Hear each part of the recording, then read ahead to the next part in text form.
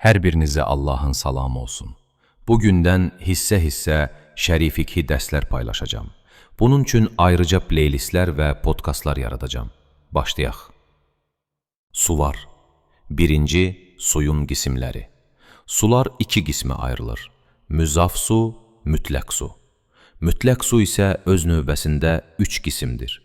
Yağış suyu, axar su, axarı olmayan su.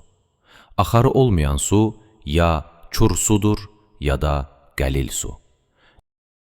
Birinci müzaf suyun mənası.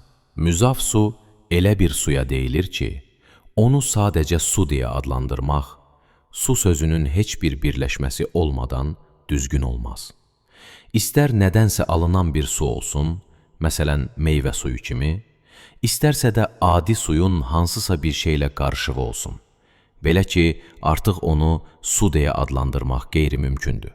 Məsələn, duzun və ya şəkərin suda həll olması kimi. İkinci müzaf suyun hökmləri. Birinci müzaf su, napak bir şeyi pak etmir, paklayıcı deyil. İkinci, əgər müzaf su nəcasətlə təmasda olsa, napak olar. Hətta o nəcasət az olsa və müzaf suyun iyi, rəngi və dadı dəyişməsə belə, hətta müzaf su kür miqdarında olsa belə. Üçüncü, müzaf su ilə alınan dəstəmaz və edilən güsül batildir. Diqqət! Bəzən suya qatılan bir maddə onun rəngini süd rənginə çevirir. Bu su müzaf su hökmündə deyil. Odur ki, bu su ilə napak şeyləri paklamaq, dəstəmaz almaq və güsl etmək olar. Üçüncü, mütləq su, xalis su.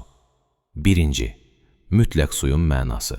Mütləq su o suya deyilir ki, onu sadəcə su deyə adlandırmaq, su sözünün heç bir birləşməsi olmadan düzgündür. Məsələn, bulaqdan qaynayan su, yağış suyu və bu kimi təbiətdə mövcud olan sular.